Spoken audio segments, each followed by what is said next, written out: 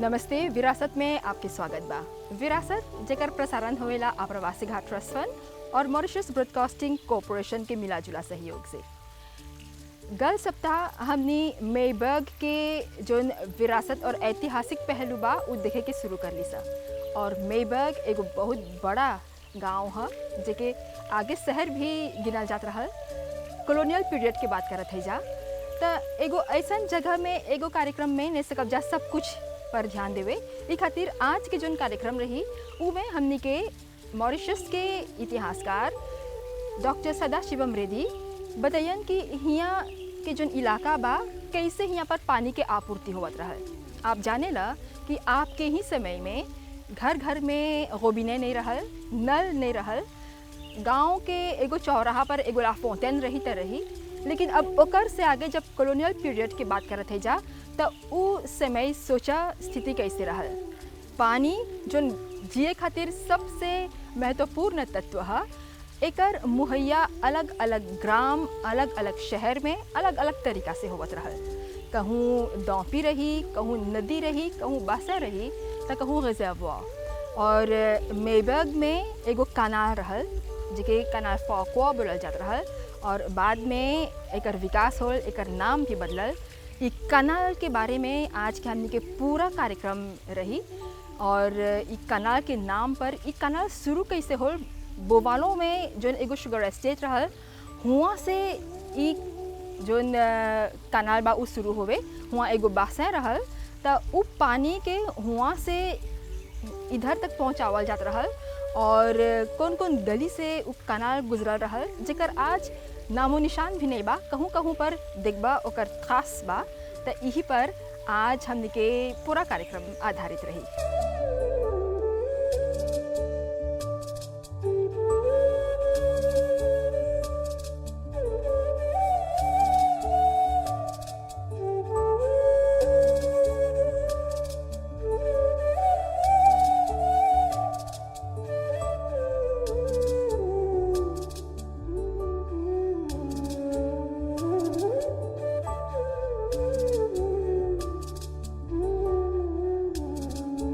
मेबर्ग गांव के बारे में आप अक्सर सुनले हुई बा कि यहाँ पर ओल्ड मेबर्ग बा और यहाँ के विल्नोआ इलाका भी बहुत ऐतिहासिक जगह है। तो ई सब जगह में बसेरा कैसे शुरू होल, यहाँ पर जन कॉलोनिजातिया लोग रहलन सा कैसे ई जगह के विकास करलन सा, मायबू के डेवलपमेंट के बारे में, ओकर इतिहास के बारे में, और साथ में यहाँ के जोन ढांचा बा, जोन शुगर मिल बा, और यहाँ के जोन सड़क बा, जोन स्ट्रक्चर बा, ओकर अलावा यहाँ के जनता के बारे में हमनी के जस्ती जानकारी दियन आज एक बार फिर प्रोफेसर सदाशिवम रेड्डी। और हमनी के बतायन कि कैसे यहाँ के जोन जनता हवन सा उ लोग गुलाम के वंशज हवन सा, और साथ में यहाँ पर जोन परिवार रहेलन सा उ लोग के जोन पूर्वज बा सकब्जा बोले कि 200 बरिस से ये परिवार लोग पीढ़ी दर पीढ़ी हैजे रहत हवन जा। प्रोफेसर रेड्डी, आज के ई प्रोग्राम में आप मेबर्ग के जोन विकास बा और साथ में यहाँ के जोन जनता बा उ लोग के बारे में थोड़ा बोला। Bon, comme on disait auparavant, Plan Maïbou, il commence à la ville nord. आगे मेबर्ग विल्नोआ से शुरू होत रहल और लेगलीज कैथोलिक चर्च आज जहाँ बा हुआ रुकत रहल। एगो सीमा बा रू बॉम्बू विल्नोआ में जोन कैथोलिक चर्च तक आके समुंदर तक रुके। ई सब जोन योजना बा 1805 में बनल रहल। लेकिन ई इलाका के बाद में मेबर्ग म्यूजे मायबू उ बखत के बनावल घर रहल। बाद में गोबिया गोशकुस्त परिवार से एके बेच देलक और गोशकुस्त परिवार एके नेमो गेट से बेचलक। नेमो गेट के कारण ही ई गली के लाले गेट बोलल जाला। लाले गेट म्यूजे मायबू से शुरू होके समुंदर तक पहुँचेला। Famille Roscout et famille Roscout van lier avec Nemo Gate. Nemo Gate, c'est pourquoi on appelle sa région l'allée Gate, parce que c'est l'allée qui commence dans le musée Maïbou là, il continue et il finit jusqu'à bord la mer. Et pas derrière le musée là, il y a un moulin, museum के पीछे एगो मुल्ला बा, मुले रिवियर लाशो, जेकर निर्माण रोबिया परिवार द्वारा करल गल रहल और बाद में रोबिया परिवार यहाँ ट्रांसफर करलक इस संपत्ति के और 1930 से 40 में प्रोप्रिएटर लाशो बनल केवेन परिवार। केवेन परिवार ई मुले के बेच दिलक और विलनेव के कोसों ई मुले खरीदलक और तब ई मुले ट्रांसफर करके एके विलनेव भेज दिलक। विलनेव समुंदर के भेरी है। Mais plus tard, en 1866, ça aussi, il finit fermé. बाद में 1866 में ये भी बंद हो गए। जब अबितासियों और इमारत के बात करीला सा काहे कि कितने अबितासियों कंसेसियों चलल कुछ रोबिया लाबोंते इत्यादि द्वारा तहिया रहे होला लोग के भी चाहे उ लोग के बारे में बोलेगी। इमे जमीन मालिक लोग रहलन सा उ बखत के त उमे स्क्लाव भी रहल, गुलाम लोग, आज़ाद लोग भी और चीज़ों लोग, कलर्ड पीपल और भारतीय भी जे लोग फ्रेंच पीरियड से पौंडीचेरी से आ रहलन सा, जे लोग ई इलाका में रहल रहलन सा और ई सब परिवार लोग के वंशज आज तक मेबर्ग में बा। सकब से बोले कि लालीगेट में ई सब निवासी लोग बाद में एबोलिशन एस्क्लावाज के भारतीय मजदूर लोग आप्रवासी के रूप में आयन सा और ये लोग के वंशज लोग लालीगेट से कैथोलिक चर्च तक रहेलन सा। चर्च 1840 में नहीं रहा, शायद विलनुआ के भीरी एगो चर्च रहल। पों विलनुआ के भीरी एगो चर्च रहल, लेकिन 1845 के बाद नोत्र-दाम गिरजाघर बनल और जब उस समय के गवर्नर से थोड़ा पैसा मिलल तब जाके ई चर्च बना। लेकिन प्रोप्रिएटर केवेन से जमीन भी मिलल और तब l'église नोत्र-दाम बना मेबर्ग में। 1840 से 45 में मेबर्ग अच्छा से विकसित होल और ओकर जन मुख्य सड़क बा वो इंडियन कन्विक्ट्स भारतीय कैदी लोग द्वारा बनावल गल। जब फॉक्वा आइलैंड तो मॉरिशस में कैदी लोग के अनलक और वो लोग इस सीमा बनैलन सा मेबर्ग से शहर और वही लोग सिटाडेल भी बनैलन सा। तब मेबर्ग डेवलपे होल जहाँ मागाज़ें ढेर रहल और यहाँ पर लाब्रवॉ से भी ई कनाल गुजरी। लाब्रवॉ वहाँ पर नीले गधा और बैल लोग पानी पियत रहलन सा। 1845 के अभी बात कर रही सा जब ये सब डेवलप होल 150 भारतीय कुमियासा लोग मेबर्ग में रहन सा। यही खातिर 45 में और 54 में एपिडेमिक कोलेरा आए, 56 में फिर से कोलेरा आए और खाली मेबर्ग में और अगर आसपास 8000 जना के जान चल जाए और बहुत कारण में से एगो कारण रहल कि एपिडेमी के बाद एगो छोटा तमिल समुदाय लोग द्वारा कोविल बनावल गया बोवानो में। 1854 में जमीन खरीद के 1856 में वो लोग मॉरिशस में पहला कोविल बनैन सा और इस सब गुलाम के वंशज भारतीय आप्रवासी लोग के वंशज लोग पौंडीचेरी के कैदी लोग सबके लइका बा। ई खातिर हम बोलीला कि मेबर्ग सबसे पुराना गांव है और यहाँ के लोग 150 से 200 बरिस तक रहल हवन सा। Et c'est ça, alors, c'est une famille-là qui est descendant esclaves, descendant d'une famille indienne de Pondichéry, d'un immigrant indien, de tout. Il y a un descendant qui vit de Maïbou, c'est pourquoi, on dire, un plus vieux l'endroit de Maïbou, et moi, tous ces habitants-là, le film là, environ 150 à descendants de Maïbou. Moulin Beauvallon est construit en 1818, et c'est peut-être à cette époque-là même. मूलन बोवालों 1818 में बनल और शायद तब रिवियर लाशो के पानी के हुआ पर आनल गल एगो तालाब में उ पानी के प्रयोग मुल्ला में होवत रहल। साथ ही पूरा गांव के निवासी लोग तक ई पानी मुहैया करल गल, उ लोग तक पहुंचावल गल। कनाल बनावल गल जोन मूलन बोवालों के पीछे से होके मीजे से होके ग्रानरूट तक पहुंचल। शुमे कनाल से होके लावोआ तक जाए। Et là, canal, il continue. Il y a le chemin qu'il appelle, bon, appelle du chemin canal, ban Maïbou, je vois, appelle du chemin canal. Il y a jusqu'à la voie. Bon, la voie, ici existait, appelle français. La voie, l'époque française के हा कहे कि 1806 से French ज़माना में बड़ा development यहाँ पर नहीं होल। बाद में ई लावो फिर से बनावल गए। ई खातिर एकर नाम बाद में कनाल फॉकवा पड़ल, उही शुरू कर ले रहल एके बढ़ावे के। लावो के साथ साथ बाजार, काजियन सगरे कनाल के बढ़ावल गए। Et canal là, comme on dit, il donne de l'eau dans la voie et puis les autres places dans Maïbouk, peut-être place du bazar, caserne, tout ça. Mais un magistrat qui finit jouer un rôle important dans Maïbouk, c'est माजिस्ट्रा शॉल तेल्फिया बहुत बड़ा भूमिका निभैले हवन मेबर्ग में। और उ जब मेबर्ग में आइलन त हिया के इंफ्रास्ट्रक्चर के विकसित करलन और उही माजिस्ट्रेचुर माइबो बनवैलन। और फिर कैद खाना ढेर भारतीय कामगार लोग के कैद करल कर रहल और प्रिजन के ई जगह छोकरी लोग के स्कूल बनी, गर्ल्स गवर्नमेंट स्कूल। आज एके विलोबी गवर्नमेंट स्कूल नाम देवल गल बा।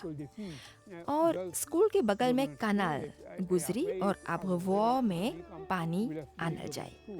मेबर्ग में ढेर मगाजे बा, डेक्यूब, फार्मेसी बेसाक, एटियन, बहुत मगाजे बा। मेबर्ग के निवासी लोग हमेशा मेबर्ग के लाविल बोलेलन सा, कबो मेबर्ग के गांव नाम से नहीं बोलल गल बा।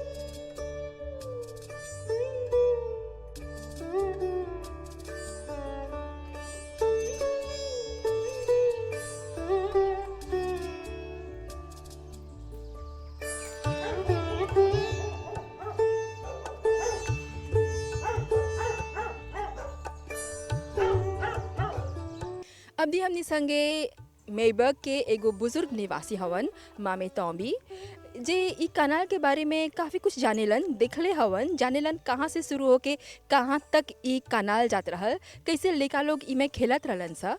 त चला इनकर से आज भेंट करी जा और ई कहानी उनकरे से सुनी जा। मिस्टर तौबी नमस्ते। आज हमने के आप ई कनाल के बारे में बतावा जोन उस समय में आप देखले हवा एगो बड़ा कनाल रहल, लेकिन आज के नौजवान लोग ई कनाल के बारे में नहीं जानेलन सा। मैंने Maïbouk, mais ça route royale Maïbouk. मैंने le 13 juillet 1938 à Maïbouk même. C'est-à-dire कुछ महीने ला मन grandi. अब हमने बात करब जा मेबर्ग के लगभग 95 बरिस के निवासी बालारामन किस्नासामी जानादेन से, जे हमने के बोलत हवन कि उनकर जन्म मेबर्ग में होल बा, रॉयल रोड मेबर्ग में 18 जुलाई 1968 में। जहाँ जन्म होल वही अंगना में हम बड़ा होइली। हमर दादा गुजर गईलन त हमर 10 बरिस रहल खाली।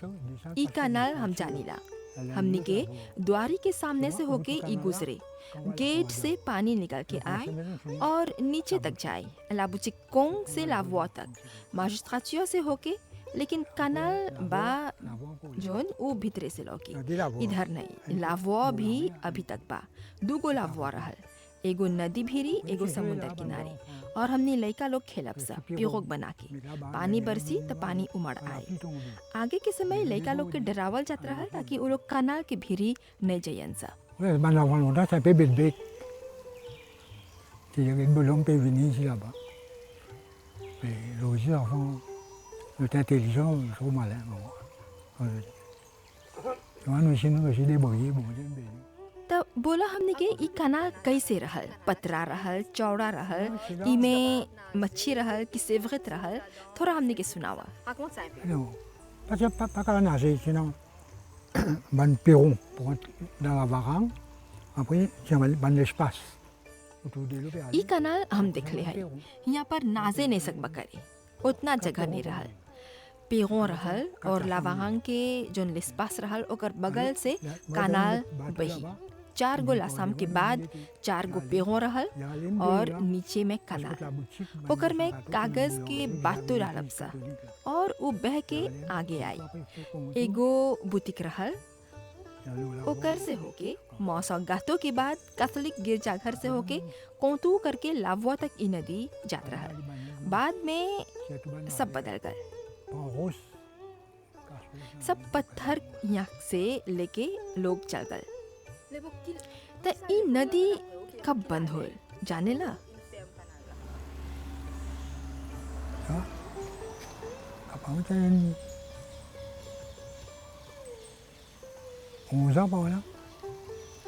हम 11 बरिस के रली। जोन मील रहल सीमा पर वो भी अब हटा देवल गल। स्टेशन यहाँ रहल एगो मील, सीमा पतरा रहल। One mile to and encore existe que la police. Après, je mets petit petit. On a casé en rose, tout. घर पत्थर के और तुल के रहल। हमर दादा के सब बेटा ओकर संगे रहे। हमनी के अंगना में बासे रहल। कनाल के पानी ऊ में जमा हुई। सब कोई आए पानी भरे। हमनी के अंगना में ढेर लोग आते रहल। आगे यहाँ पर जिए के तरीका दूसर रहल, अब दूसर बा।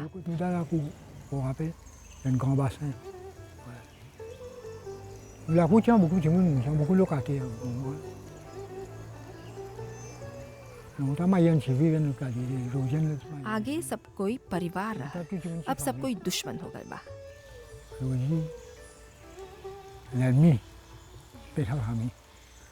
Là, nous dans la cour musée Maïvo, la cour musée naval Maïvo, et la place là, l'endroit là aussi est intéressant parce que c'est ici et c'est un canal. अभी हमने लाकू म्यूजियम मेबर्ग में है सा और इस जगह से भी कनाल पासे होके मेबर्ग में सब कोई के पानी मुहैया करावे।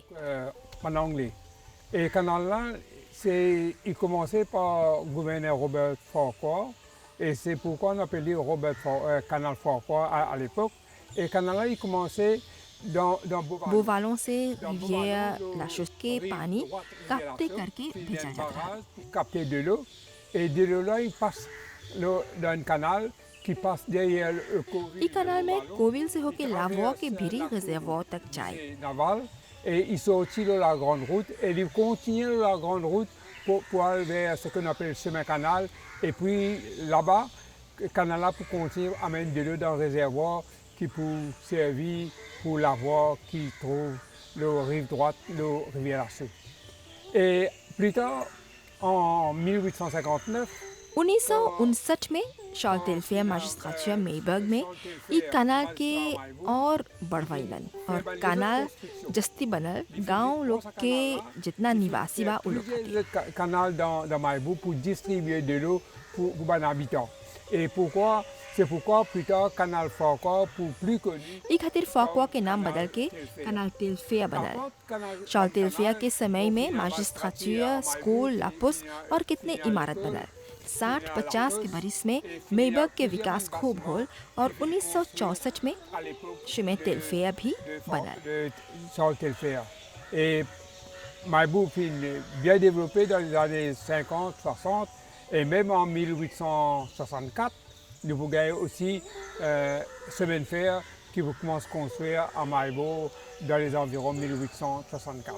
पानी जैसन सबसे जरूरी संसाधन के आपूर्ति मेबर्ग में कैसे होवत रहल, कैसे यहाँ पर उस समय में कॉलोनियल पीरियड में वो कनाल रहल जेके कॉलोनियल पीरियड के हस्ती लोग के नाम देवल गल। ई पर आज हमने के पूरा कार्यक्रम रहल और ई जो जानकारी आप पाइला ई डॉक्टर रेजी द्वारा करल गल शोध पर आधारित रहल। मेबग पर डॉक्टर रेजी काफ़ी शोध करले हवन, लेख भी लिखेलन और यहाँ के वो एगो निवासी भी हवन। छोटा से ई जन इलाका बा, जन गांव बा, एके डेवलपे होवत उ देखले हवन। और आशा करत है जा कि ई कार्यक्रम से आपके जन पुराना याद बा उ ताज़ा हो गल होई। अगला विरासत मेबग पर ही आधारित रही, यहाँ के जन अलग अलग विरासत के जगह बा ओकर पर। और तब तक खातिर हमनी पूरा टीम के आज्ञा दा। धन्यवाद, नमस्ते।